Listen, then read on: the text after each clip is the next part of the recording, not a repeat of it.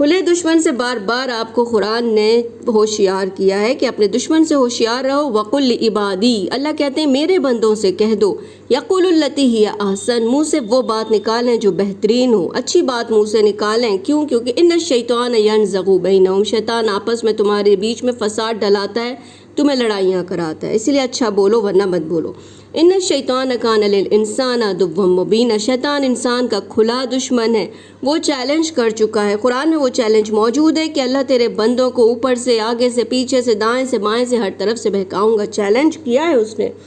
اور پھر ہمیں نبی پاک کی حدیث بھی ملتی ہے کہ تم میں سے کوئی شخص اپنے بھائی کی طرف ہتھیار کے ساتھ اشارہ نہ کرے، کہ اس لیے کہ وہ نہیں جانتا کہ شیطان شاید اس کے ہاتھ سے ہتھیار چلوا دے جس سے اس کی موت ہو جائے اور وہ جہنم کے گڑھے میں گر جائے۔ یہ بات صحیح بخاری کتاب الفتن میں موجود ہے۔